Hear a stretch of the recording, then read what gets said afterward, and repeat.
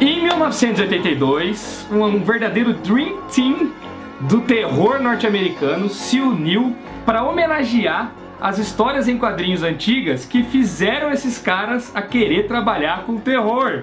Surgiu aí esta obra aqui, ó, Creepshow. Ó, mano. Este programa então é um oferecimento da Darkside pra gente falar um pouquinho de Creepshow. Não só do quadrinho, mas do projeto Creepshow, que envolvia na época um filme e essa história em quadrinho aqui. E quando você fala Dream Team, não é qualquer Dream Team, né? Não, é Dream Team mesmo. É Dream Team mesmo. A gente tá falando de Stephen King, George Romero, Bernie Wrightson, Jack Kirby, Tom Savini. São Sim, cara. 5 gigantes da indústria e marcaram profundamente a indústria do terror mundial. Legal, né, cara? Bom, o que acontece, gente? Todos esses que o Daniel falou, eles são grandes nomes do terror, mas eles foram influenciados pelos quadrinhos da década de 50 da EC Comics, a grande EC Comics. A EC Comics fez popularidade lançando quadrinhos na época marcantes por serem muito violentos e por serem cômicos também, né? A EC Comics ela foi uma personalidade importantíssima nos quadrinhos a partir do momento em que o Bill Gaines assumiu. Você conhece a história, Bruno? EC Comics era uma editora que era do pai dele. E a sigla significava Educational Comics. Eles publicavam quadrinhos educacionais e quadrinhos bíblicos, coisas assim. Né? Nossa, muito diferente, né, verdade, cara? É verdade. Quando o Gaines assumiu a empresa como herança do pai, ele falou, que diabo eu vou fazer com esse negócio? E ele era um cara, saca, completamente despojado, assim, ele queria revolucionário e tal. Aí ele pegou e mudou, não no papel, não no contrato social, ele mudou o nome fantasia de Educational Comics para Entertainment Comics. Isso, foi. E mudou completamente a linha. E começou a chamar uma galera monstruosa para trabalhar. Um monte de ilustrador. Carta branca. Falou para esses caras, gente, vocês são mestres, vocês fazem o que vocês quiserem. Durante os anos 50, a EC reinou absoluto. Assim. Tanto é que chamou, você falou, os grandes ilustradores, eles chamaram os maiores nomes dos quadrinhos de todos os tempos. Tem uma gama ali, tem o Hollywood, tem o Jack Davis, tem o Harvey Kurtzman. Frazetta. Isso. Tem uma galera gigante, assim, que até hoje estão aí pra história, né? E revolucionaram. Tanto é que eles eram uma ameaça ferrada a DC e a Marvel. Eles foram uma ameaça muito palpável a hegemonia da DC e da Marvel. Todo o lance do Comics Code Authority surgiu basicamente por conta do medo da EC Comics. Há quem diz que o código foi pra derrubar a EC. Foi. Tanto é que os diretores, os fodões da DC e da Marvel, eles concordaram com o código. O Gaines foi o único que foi brigar no Senado contra os caras que queriam aprovar essa lei. Todo mundo. Perdeu, né? Tem uma história interessante, porque quando ele foi lá e eles e o comitê, o subcomitê do Senado, né, não era propriamente o Senado norte-americano, era o subcomitê, conversou com eles, chamaram o responsável pela Educational Comics. E ele mandou uma mensagem falando assim, não sou eu não, eu sou da Entertainment Comics. Ele só ferrava mais, né? E os caras não encontravam a Entertainment Comics. Cara. Mas esse cara assim, pegava as revistas. É ele mesmo. Tá bom, sou eu lá, deixa eu lá falar. Os caras do... Porque, ele foi o único que deu um depoimento. E por que ele reinava absoluto? Porque ele criou uma série de revistas de terror, de suspense e mistério que... a molecada comprava a rodo. E aí os caras do Senado mostravam as capas, tipo a capa de uma mão segurando uma cabeça decepada. Você acha isso saudável pra mente das crianças? E ele fala, eu acho, eu não vejo problema, eu acho. Saca? Ele nem tentava polir um pouquinho a situação. Você sabe que vários caras estavam presentes nessas reuniões do subcomitê, inclusive o próprio Stan Lee, ele tem depoimentos que ele estava presente lá, e ele já falou em entrevista que ele gostaria de ter falado alguma coisa. É o Stan Lee, né? Ele é um boa praça. Ele fala assim, eu queria falar alguma coisa, mas não era política do Martin Goodman se envolver. Que o Martin Goodman era o dono, sim. Né? Mesmo porque a Marvel na época não existia, né? Eles publicavam quadrinhos de terror também. Era Timely, né? Era... Atlas? Não, era Timely já. Acho que era Timely já. E o Martin Goodman, não, vamos ficar quieto e vamos ver como... Fica de boa. E ele falou assim, porra, e aquele cara, o Bill Gaines foi o único cara que teve coragem de peitar e falar, mano, vocês estão ficando tudo louco? Esse negócio do Comics Code Authority surgiu em 54. E aí ferrou, não podia mais revista com nome de terror, com nome horror, não podia mais sangue, não podia mais violência, nada podia podia. Os caras basicamente pegaram as capas DC Comics, viram todos os elementos que tinham lá e falaram, isso não pode. Exatamente. Eles acabaram com esse Comics numa porrada só. Só de proibir... Só um detalhe, é que antes que o pessoal entenda errado, quem acabou não foi o governo norte-americano. Quando você tem o encerramento dessas atividades, o subcomitê dá uma notificação. Olha, vocês estão livres para fazer o que vocês quiserem, mas nós julgaríamos aceitável vocês terem um órgão, né, que regulamentasse tudo. E surgiu o Comics Code Authority, que não era apoiado pelo governo. Ele não era apoiado pelo governo, ele era apoiado pelas distribuidoras e principais redes. Tanto que, lá na frente, o próprio governo encomenda as histórias do Homem-Aranha para Stan Lee. Não, encomendou a história do Hollywood, inclusive. Do Hollywood, que a gente conta a história do Canon. É um caso desse. Não foi o governo que proibiu, foram os próprios órgãos que... se organizaram. As editoras que viam a EC como ameaça, falaram assim, então não pode ter lobisomem na capa, não pode ter vampiro, não pode ter autoridades, não pode ter história sobre drogas, não pode ter nudez, nada disso. Aí mataram todos os temas da EC Comics explorados nas principais revistas dele, foi morto. Inclusive, nomes horror e terror não podia na capa. E as duas maiores revistas dos caras tinham esses nomes. Não dava então. Só que depois aí foi tudo proibido, a EC Comics depois acabou falindo, etc. Só que hoje em dia, essas histórias são extremamente bem reconhecidas lá fora. Então, claro, porque são gênios, né? São gênios. Tem um monte de gênios produzindo ali. Aí um jeito fácil de encontrar essas edições hoje em dia... Foram todas relançadas. Eu não sei, eu acho que essa caixa, a primeira caixa já está esgotada. A caixa em si. Então você tem que procurar alguns volumes e ver na Amazon aí. Mas a primeira caixa, pra você ter ideia, tem o volume do Jack Davis, Harvey Kurtzman, o Hollywood e o Al Williamson, que é um gênio da ficção científica. Tudo compiladinho, bonitinho, do jeito que saiu... É da Fantagraphics? Da Fantagraphics. Que decidiu compilar por autores, né? E agora na Amazon aí e tal, em sites gringos, você encontra a segunda caixa, que também tem o Jack Kamen, que a gente falou aí, tem o Jack Davis, se eu não me engano, tem algumas... Bill Elder, né? Bill Elder. Então a Fantagraphics continua publicando bastante coisa DC Comics e aí ocasionalmente eles compilam nessas caixas. Sim. Então, como nós falamos, esses caras, o Stephen King, o George Romero, o Jack Kamen, eles... foi uma grande influência. Eles cresceram lendo, né? No caso do Kamen, ele até trabalhou, mas cresceram lendo esse tipo de quadrinho, foi uma grande influência para eles e foi uma grande influência para os quadrinhos de forma geral, né? Porque, por exemplo, a própria Marvel e DC começaram a criar quadrinhos de terror com um apresentador de terror também. Ah, sim. A Warren a DC não demorou nada para fazer e lançou algumas grandes revistas e alguns grandes nomes. No formato que foi firmado pela EC Comics. O Danielzinho tem aqui também alguns exemplos. As que entraram para a história aí, principalmente a House of Secrets e House of Mystery, que surgiram alguns dos personagens mais importantes da DC de todos os tempos, tipo Monstro do Pântano. Monstro do Pântano, O Monstro do Pântano, inclusive, outro link, né? Porque foi criado pelo Benny Wright. Que está aqui no Grip Show. A DC fez também, e o Alexandre mencionou, a Warren também surgiu daí.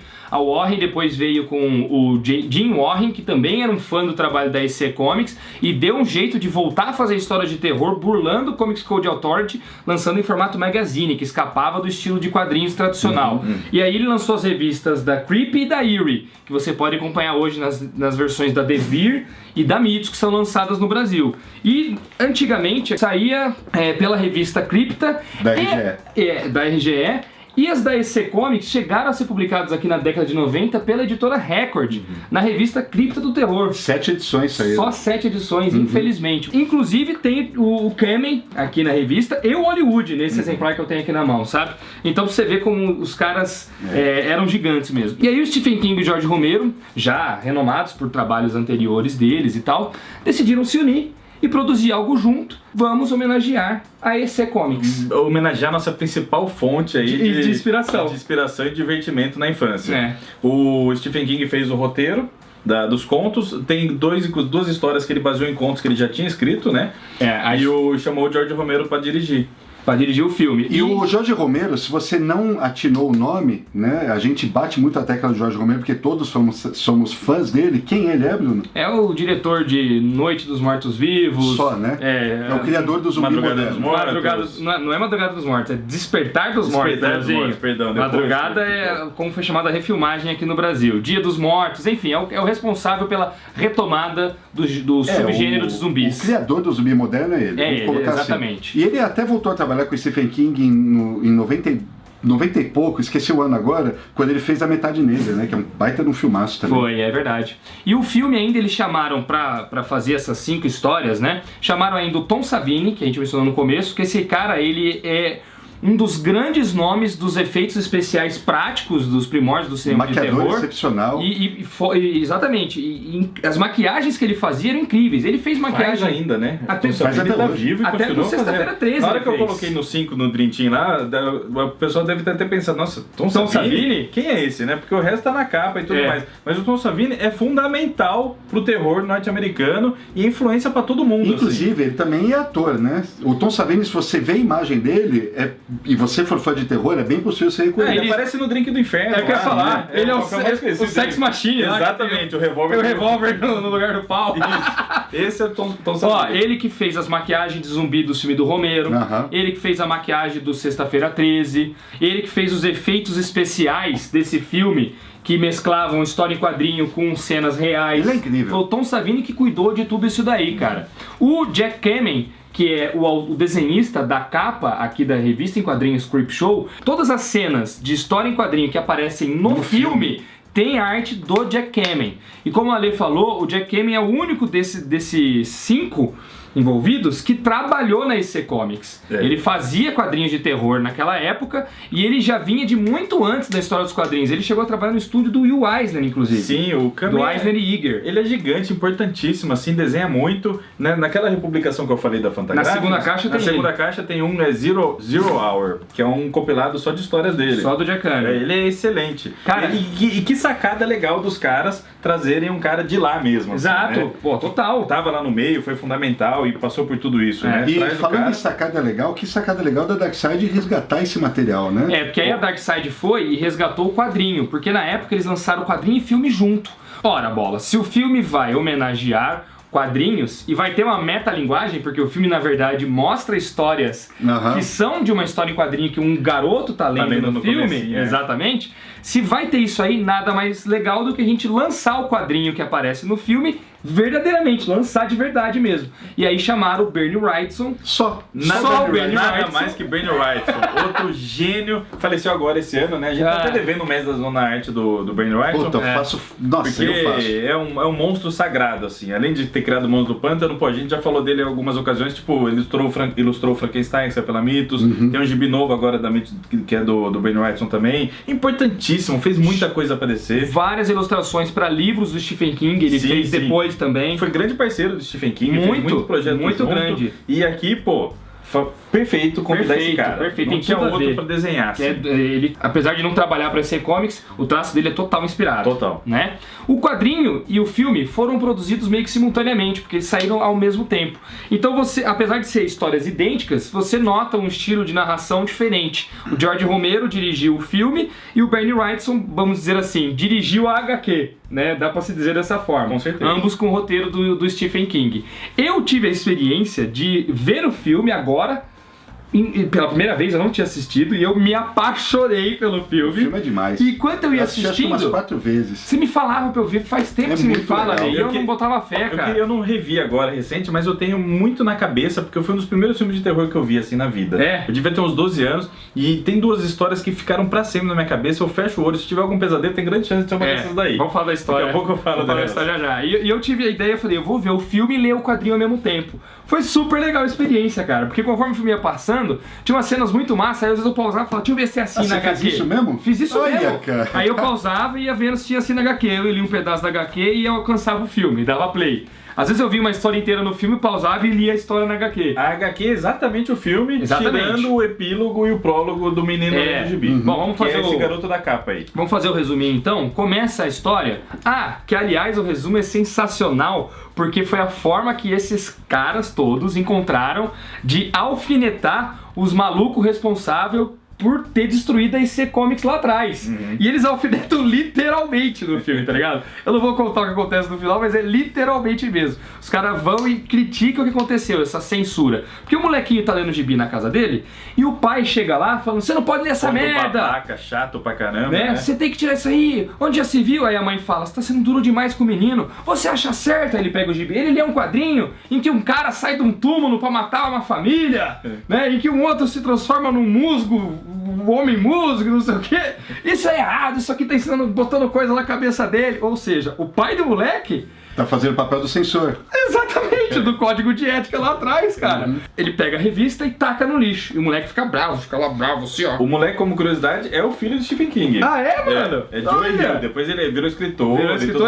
ator também. Olha que Joey Hill. massa, cara. O King, se eu não me engano, ele é o fazendeiro. Ele né? atua, É, o o fazendeiro. Stephen King atua na segunda história. Aí vem uma ventania e o gibi tá no lixo, e aí começa a folhear o gibi no lixo, e quando folheia, para na história, e aí a câmera aproxima e começa a contar as histórias que estão presentes ali naquele quadrinho que o pai tirou da mão do E moleque. todas elas são apresentadas pelo tio Creepy, Exatamente. que é uma homenagem direta, sempre teve aqui, até nessa capa que o Bruno trouxe, tem o que apresenta cada uma das histórias, né? Exatamente. Então cada um dos títulos da EC era apresentado por alguém, aí tem o Zelador, Bruxa Velha e tudo mais. E aqui também tem o apresentador. E funciona muito bem, né? E é uma coisa tão emblemática, né, que ficou meio que gravado essa construção dentro do terror, né? Teve vários seriados que vieram depois que tinham isso também, tinha esse tem sempre esquema, um né? apresentador, É. como a gente falou, a Warrior, a DC e outros. É um esquema narrativo que ficou marcado, cara. Ficou. É legal pra caramba. No gibi está muito presente, e no filme o narrador não se intromete, mas ele aparece no começo. O humor negro dele. Na janela do moleque, assim, ó. É o moleque vê ele e você pensa, o moleque vai assustar. E o moleque fica fazendo assim pra ele e ele fica um dialogando com o outro, assim, sabe? Que é um apresentador muito podre, e pelo menos na HQ ele interfere, ele faz uns comentários sarcásticos pra caramba. É isso que eu ia falar, porque é o estilo da EC, que era violento e sarcástico pra caramba. E não necessariamente ele narra o que tá acontecendo, ele fala uma coisa, às vezes tá acontecendo outra, assim, ele só tá espezinhando e tira tal, conclusões, alfinetando, Ele final, fala, né? você quer dar uma de bonzão? Você vai ver o que vai acontecer com você, seu espera pra idiota. ver. Espera só um pouquinho. Tem uma ocasião que, tipo, o cara não tá vendo o que tá acontecendo no fundo, e no fundo apaga um prédio inteiro, assim. Aí o narrador fala assim, você reparou que o prédio do fundo apagou? Pois é, você já tá melhor que o protagonista dessa história, que não tava nem aí pra situação. Ó, então vamos lá, falando um pouquinho da HQ. Da HQ em si. São 5 histórias, igual no filme, né? São 5 histórias. Qual vocês gostam mais? Puta, difícil. Então, as que ficaram na minha cabeça para sempre e vão ficar Indo com a Maré, que é a história a gente vai dar spoiler? Acho que Não, spoiler não, mas resuminho pode dar. O Indo com a Maré, posso dar um resumo? Pode, claro. O Indo com a Maré é a história de um cara, um marido traído, que ele pega a esposa e o amante pra dar um corretivo, pra dar um corretivo, pra se vingar. E aí o que ele faz? Ele enterra os dois na areia de uma praia e deixa só a cabeça pra fora com a maré chegando. E aí vai rolando a história, né? Essa história é muito boa. É uma das minhas bem preferidas. construída, É muito tensa boa. pra diabo.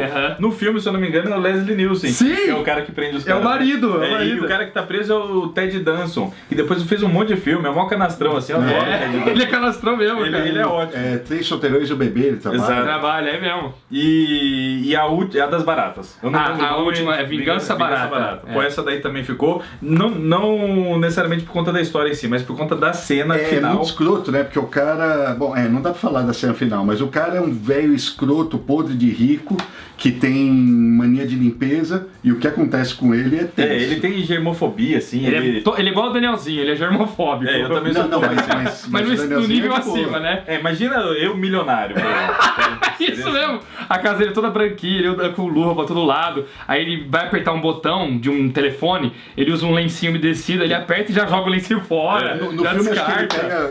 usa o sabonete e joga, pega outro sabonete e joga, usa o sabonete Isso, e joga. Ele é 10 muito vezes, paranoico. muito, E ele muito. começa a ver uma baratinha e fala: como é que nesse meu apartamento totalmente. Como é que fala quando fechado hermeticamente? Ele não se basta assim? ter um apartamento fantástico, acho que em Nova York. Ele compra o prédio inteiro. E o prédio inteiro é um asséptico, assim, é um laboratório. Isso que eu ia falar, é um asséptico. laboratório limpíssimo. Como e de é repente que tem uma aqui barata. entrou uma barata, aí ele fica puto. Só que começa a entrar mais e mais e mais baratas. E a paranoia do cara vai aumentando. Tem uma discussão. Só que não é só isso. Não, mas- Ele é escroto pra cacete conversando com as pessoas e tal, a forma como ele trata. Ele, por dentro, é um Todo mundo verme. odeia ele. Ele é um verme por dentro. Tem uma discussão legal pra caramba, sabe?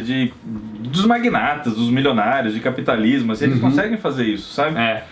eu acho que cabe dizer pra galera por que essa história te marcou. Não. Tem uma curiosidade muito legal envolvendo Não. o filme a respeito, cara. Putz. Não, cara. Eu acho que vale, eu acho que vai incentivar o cara a ver como é que conclui isso, É viu? difícil falar dessa história, é difícil falar Ela é de muito qualquer uma curta. dessas histórias sem dar no spoiler, porque são curtinhas. Não, mas eu vou falar, galera. Se você não tá afim de um leve spoiler, baixa o volume aí, vai ficar uma moldura vermelha na tela. Baixa o volume e depois você aumenta. É coisa rápida, tá?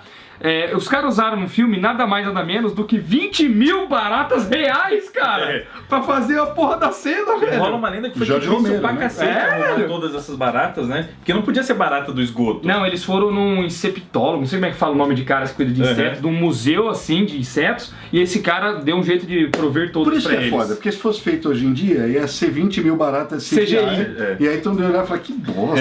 E essa cena no filme é aterradora, né? É muito aterradora. Você vê tudo de verdade, dá um desespero do cacete. Eu acho que um pouco da minha germofobia hoje nesse filme. Parando pra pensar, é muito, muito escroto e nojento. É escroto mesmo. Bom, fim da parte do leve spoiler. Mesmo se você assistiu, você não toma um spoiler tão grande. Eu sabia disso, por exemplo, e no filme, na HQ, eu só queria ver quando que ia chegar a ter isso que nós falamos. Quando ia chegar nesse ponto. Agora, né? outra história que eu adoro é a da caixa. É a O minha bicho que tem segunda dentro da favorita. caixa. Também é Ou ótimo. a minha primeira, não sei se eu fico com a da caixa e a do mar. A da caixa é o seguinte: tem um senhorzinho que tá cuidando de uma Um zelador, universidade, né? um zelador de uma universidade, e ele encontra num porão lá da universidade uma caixa antiga de 1834, se não me engano. E ele, mas como é que essa caixa tava aqui? Nunca tinha visto isso, tal. Fechada. Num com lugar nada a corrente ver, e assim, tal. né? Numa tubulação, assim. Debaixo de uma Debaixo de uma escada, escada, mas num lugar meio esquisito pra estar uma caixa de relíquia, assim, né? totalmente Que lacrada. foi resquício de uma expedição pra Antártica. Isso, foi isso mesmo. Aí ele liga pro pesquisador, que é o chefe lá da universidade, que tá numa festa, e fala: vem pra cá que eu encontrei um negócio que eu acho que vai interessar, uma caixa assim assada. E quando eles vão... O cara tá na festa que tá um puta de um saco. Isso. Sabe que ele tá sendo humilhado constantemente pela esposa, né? Não, é um amigo Não, dele. não, amigo dele. Perdão, amigo dele. Que amigo aí dele. é esse o amigo dele exato. que me fez gostar mais dessa HQ. Eu não vou falar que é spoiler, mas é um amigo dele verdade, que é o tem grande essa barato. reviravolta Tem aí. essa reviravolta. Aí ele vai pra lá, ambos abrem a caixa, e o que será que tem nessa caixa? Aí começa a história muito maneira, cara. Muito maneiro, amigo. E as duas primeiras, uma delas é a... Dia dos Pais. A Dia dos Pais é a primeirona de todas, né? É a primeira, que é uma mulher mata um pai que era muito escroto. Muito babaca. E de lá pra... Desde que ela mata o pai, que ela já matou faz um tempo, a cada Dia dos Pais, ano após ano, ela vai no túmulo dele e fica lá remoendo o que aconteceu. É um trágico dia. E a família fica esperando pra jantar e ninguém sabe o que ela vai fazer lá. Ela vai fazer no túmulo. o que acontece. A família e tal. fica esperando e a família sabe que ela rola matou. uma bizarrice, Apesar dela né? ter sido inocentada perante E a elas lei. contam como um caos, assim, porque ela matou ele com matou esse o pai. cinzeiro, com esse negócio de cinzeiro aqui, né? Ele é escroto E dando mesmo, ele risada, mereceu. Rola uma bizarrice nessa história. Quase aconteceu um monte de bizarrice. Que porra tá acontecendo, né? Essa é- Cai um negócio num e cai não sei o que lá. E cai... Puta Essa é a coisa que doida. mais tem a ver com quadrinhos, eu acho. De todos, assim, porque envolve morto-vivo, etc. Acho que é a que mais tem a ver. E a outra é a que o Ale falou que o Stephen King atua, Sim. né? Que é a Solitária Morte de George Verrill. E esse no filme é o Stephen King atuando e o Que é um personagem... caipira, um redneck muito... Muito estúpido. Muito. Cai um meteoro na fazenda dele e ele acha que ele vai ganhar a maior grana com o meteoro. Vou ganhar uma grana. E ele começa a sonhar. Vai que vender pra universidade. Vai vender. E ele vai vender barato Aí, ainda. aí Ele só- vai vender caro. Essa história é bem hábil, assim, porque ele fica imaginando, né? E ele fica vendo a cena certinha, ele vendendo, olha só o meteoro que chegou aqui. Isso. Eu quero tanto. Aí o cara fala, não sei o quê. Só que aí vai acontecendo uma coisa na história, tipo, ele racha o meteoro no meio. Aí na imaginação dele, mas tá rachado pela metade. Perdeu o valor. Aí vai baixando o valor e tal. É muito legal Não, essa e o história. valor dele é algo assim, o cara, na mente dele, na fantasia dele, o cara oferece tipo $50. 70 dólares. Se- acho. 70? Eu acho que é isso aí. Aí ele oferece... Não, 200. É algo assim. Eu quero... 200. Não, e ele... Mas tipo, 200 nem é muito mais. E ele achou que ele ia vender por uma fortuna. Aí ele fala, não, 70 dólares não. Dona fulana, que é o nome dele, não criou filho burro. Eu quero 200. É muito louco a história. E esse meteoro afeta ele de um jeito bizarríssimo. E aí começa a história tem um fim muito trágico. Eu fico muito engraçado essas histórias porque elas são curtas, só que elas têm umas reviravoltas completamente insanas e quase nunca dá pra saber pra onde vai, né? Pô, mas Danielzinho, Cara, eu vou isso te é falar igual uma ao coisa. que você conhece? Aí você come. Igual que você comics, é por isso que é uma puta homenagem Tem, dos e tem caras, uma outra velho. questão que é o seguinte, eu defendo bastante o Stephen King enquanto escritor de contos. Os livros de contos curtinhos dele são ótimos, cara. cara. Tem continhos assim de 3 páginas, de 5 páginas, ele é extremamente hábil. 2 deles, esse que ele atua no filme e o da Caixa foi baseado em conto dele que ele já tinha escrito, desses daí. Exato. Tanto é que a Netflix tem comprado um monte de continha do Stephen King e transformando em filme, né? Contos mesmo, não livros longos.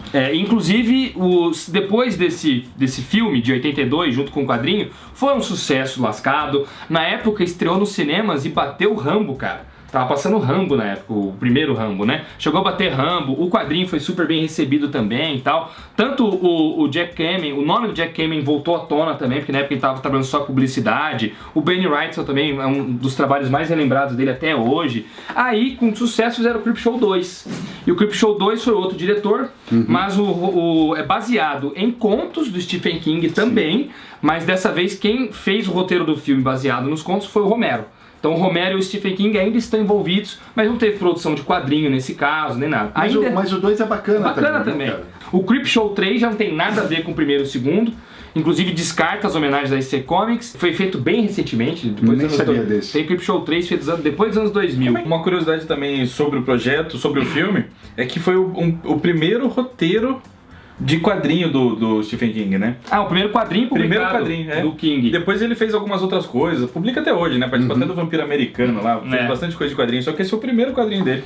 A edição da Dark Side sai aqui no Brasil com capa dura, com verniz localizado aqui no logotipo Creepshow, com uma guarda muito legal, olha só. A guarda é bacana, uma cor especial que é hipnotizante. Não, é muito alucinante. Muito alucinante essa guarda aqui, né? E um papel offset de alta gramatura que combina muito com o estilo de quadrinho e que valoriza bastante as cores também, né, do Bernie Wrightson, que foi feito em conjunto com a filha dele, inclusive. E pra quem se interessar, o link dela, obviamente, está na descrição. Sim. Link da Amazon, no qual você compra, você ajuda aqui o canal, tá? É um prato cheio pra fã de quadrinhos, pra fã de terror, e é um trabalho que tem tudo a ver com a editora, né? Porque, porra, a Darkseid publicar um quadrinho de terror, já publicou a biografia do King e tal. Eu achei bem bacana eles trazerem isso. Achei muito legal o resgate que eles fizeram. É a primeira vez que o Creepshow sai no Brasil e já não era a hora, né? Foi surpreendente. Na hora que eu vi, eu falei, cacete, puta, que da hora. A gente ficou mal comovido aqui, né? Tipo, puta, que da hora. Mas também, King, Romero, Bernie Wrightson. Foda. Gente, então é isso, galera. Espero que vocês tenham gostado aqui desse vídeo, que além de Creepshow, a gente passou um bom panorama pra você da EC Comics. Você pode comprar os quadrinhos da EC Comics, também linkados aí na descrição. E fica uma dica final. A Mino resgatou agora, nesse encadernado aqui, como é o nome do encadernado, Danielzinho? O que havia na caixa de Sandora. E outras histórias. É um resgate da Mino de vários quadrinhos de terror dos anos 50 também. Dessa mesma época. Dessa mesma época. Entendeu? Então tem o Hollywood, inclusive, aqui. Vários dos artistas que nós mencionamos estão neste encadernado aqui da editora Mino. É uma boa oportunidade de você conhecer alguns quadrinhos que inspiraram esses caras. Esse quadrinho aqui tem uma introdução fantástica do Gonçalo Júnior, falando todo esse período aí. Do Comics Code Author, que fala bastante, né? Muito boa. Então é isso, pessoal. Deixa o seu like e se inscreve aí. Compartilhe o vídeo com todo mundo. Um abraço. Tchau. Tchau.